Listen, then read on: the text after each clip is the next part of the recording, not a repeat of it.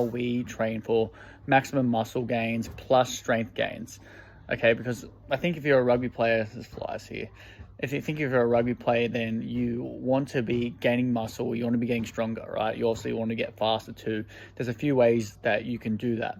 Now, I'm going to show you how I think we can do it more efficiently. Okay, so if you actually have already scrolled through this, you got into this video. So we do 2 to 4 sets, okay, of 4 to 7 reps. And if you look at normal hypertrophy programs or bodybuilding programs, you'll be like, well, that's not that many sets and reps. And there's good reason for that, because most bodybuilders are not natural athletes. They are taking a lot of gear and other things, anabolics, to help them recover faster. And if you're a rugby player, you really can't do that. I know there's ones out there that do, but you shouldn't be doing that. Anyway, 4 to 7 reps. Okay, so we're getting our strength work in, we're getting our hypertrophy in with that, because if you actually look at the hypertrophy literature, then it points towards you not needing metabolic damage. You actually need mechanical tension, okay? And we need to start hitting those higher threshold motor units for you to be able to keep on gaining muscle, okay? So you can either do high reps. You can do high reps. I'm not saying you can't do high reps. Do that. You can do high reps, and you must go close to failure, or 1 rep away from failure, or fail for that to work. But when you do that, you're going to have a lot more damage, okay, in the muscle, which break down, and that's going to take longer to repair. Okay, if it's taking longer for you to repair, then that time for you to then get strong again is going to be expanded, okay, and it's actually going to slow down your results, because you need more recovery time. Whereas we can get the same result, we can get that same mechanical tension, okay, that same high threshold motor units activated by using heavier weights, okay? And we use in between those 4 to 7 for hypertrophy. We also do other sets and reps for other things. So when we get close to the season, we'll go even lower than that. We'll be doing 2s, we'll be doing 3s, we'll be doing singles. So we do a lot of that too, getting closer to the season, and really get people really strong. 6 sets per body part, okay, which is actually, if you think about it, compared to a bodybuilding program where you might rock up and do chest one day, or shoulders, and you do 4 sets of 4 sets, 4 different exercises, 3 sets each on the same body part. How much more activation can you actually get? Okay, because once you've got fatigue in the muscle, or central nervous fatigue, system fatigue, then you're not, sorry, flies are pissing me off, then you're not going to be able to recruit those high threshold motor units. Okay, and that's what's important for us, to be able to keep building that size. So all of our programming is to make sure that you don't go too far, you don't damage yourself too much, so that we can keep on getting better and better and better, okay, and we can keep on growing. Okay, so that's the main thing, is we want to keep on lifting heavy too. Okay, so like I haven't programmed deloads in ages, unless people need it and they're like, I really need a deload. Sometimes during the season, during the season, what we do is we sort of back off towards the finals, and I get people just doing more faster lifts and way less actual strength lifts, and we back off the volume massively, and it's just all about you playing well during the season. So if you want an in-season program, we have those too, but 2 to 4 days in the gym maximum is what you need. If you're going past that and you're in the gym, I'd say you're probably wasting your time. Like, you're probably, unless you're only doing very small amounts of volume every single day, then I would say you're building up more fatigue than what you need.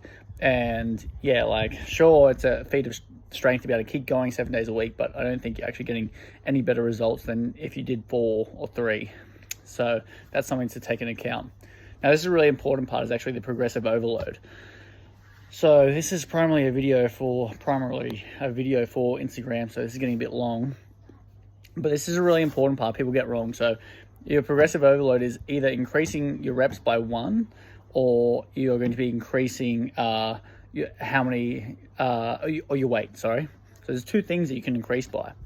Now, most people, they either try and increase their weights ridiculously, or they increase a set, right? Increasing those sets isn't actually, okay, for you to be getting, recruiting those higher threshold motor units, then we need to either be, say you're doing 4 sets of 5 reps, then the next week you're going to do 6 reps.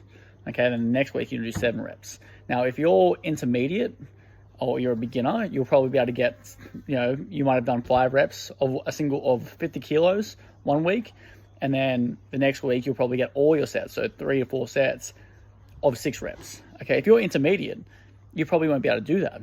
And this is why we do 3 or 4 sets. It's because it gives you more space to be able to overload. Okay, so if you're intermediate or even advanced, you might be doing 4 sets of, say, 5, 5, 5, and then on that 4th, you might get a 6, right? And then the following week, you might go 5, 5, 6, 6, and then you might go 5, 6, 6, 6, right? And you can see it just gives you more chances to progressively overload, right? And that can be exact same with your weight.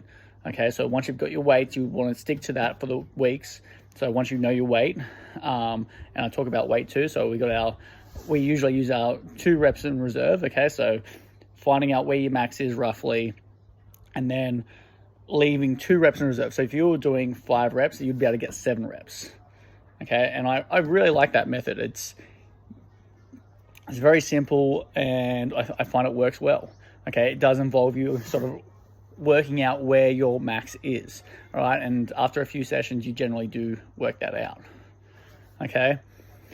But the really important part is actually getting those increases right and what weight you're using, and then just gradually increasing it.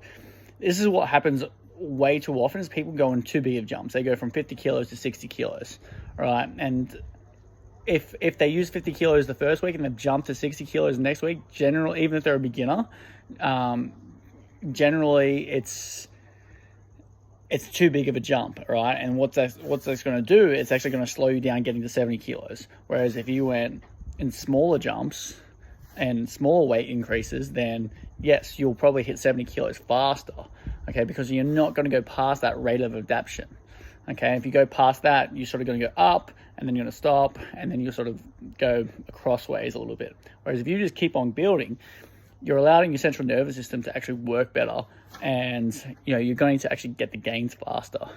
So yeah, there's a lot to this one. It is actually a simple post if you follow it, and I hope this explains it. I know it's a long video.